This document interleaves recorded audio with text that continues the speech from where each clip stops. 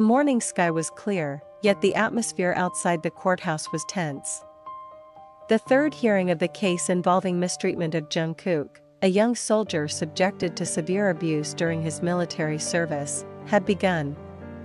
This session was highly anticipated, especially after new evidence, a video clip, was submitted to the court.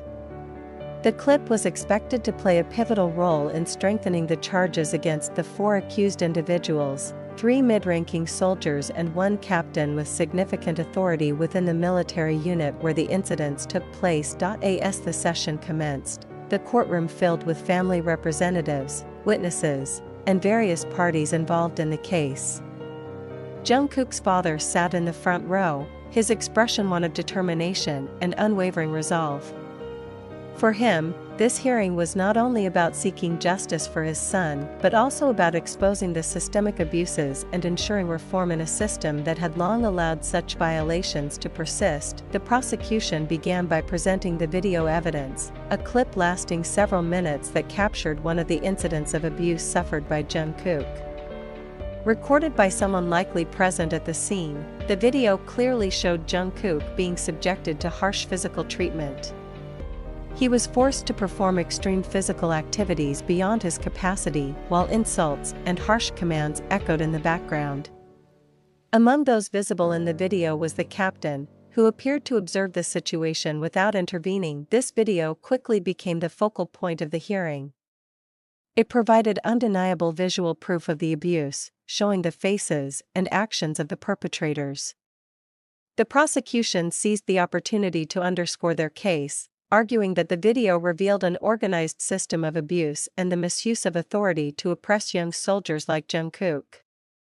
They emphasized that the captain's presence in the footage indicated not only awareness of the abuse, but also tacit approval. To support the video evidence, the prosecution called upon a digital forensic expert who verified the clip's authenticity.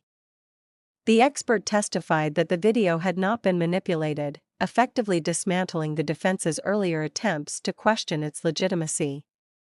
This validation bolstered the prosecution's case, leaving little room for doubt. Alongside the video, additional documents were presented by the prosecution. Among them was an internal report revealing prior complaints from other soldiers about unfair treatment within the unit. These reports confirmed a pattern of behavior similar to what was depicted in the video, further implicating the accused. The documents also highlighted deliberate attempts by the captain to suppress incidents and prevent them from being escalated to higher authorities. The defense for the 4 accused individuals worked hard to counter the impact of the new evidence. They argued that the video only captured a fragment of a broader context and claimed the actions seen in the footage were part of rigorous military training. However, this argument was swiftly refuted by the prosecution, who presented a psychological assessment of Jung-kook. The psychologist testified that Jung-kook's trauma was not typical of military training but the result of systematic, repeated abuse that went far beyond acceptable norms. The psychologist provided a detailed account of Jung-kook's post-traumatic stress disorder, PTSD, marked by nightmares, anxiety, and difficulty functioning in daily life.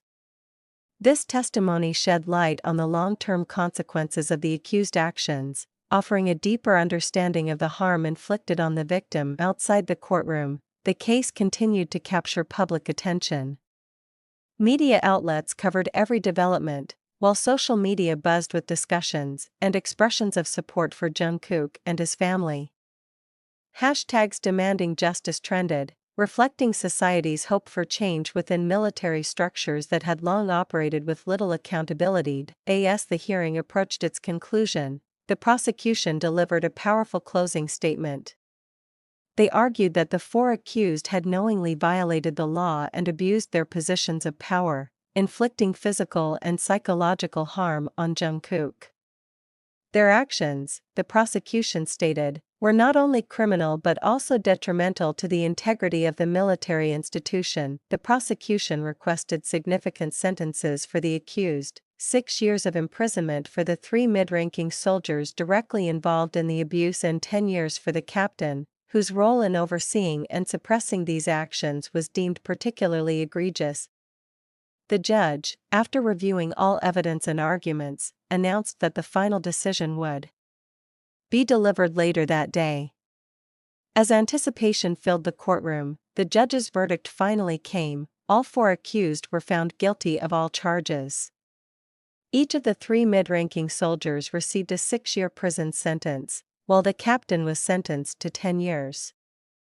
The decision was met with relief and a sense of justice by the victim's family and supporters. For Jungkook's father, the verdict was a hard-won victory, but he did not see it as the end of his fight.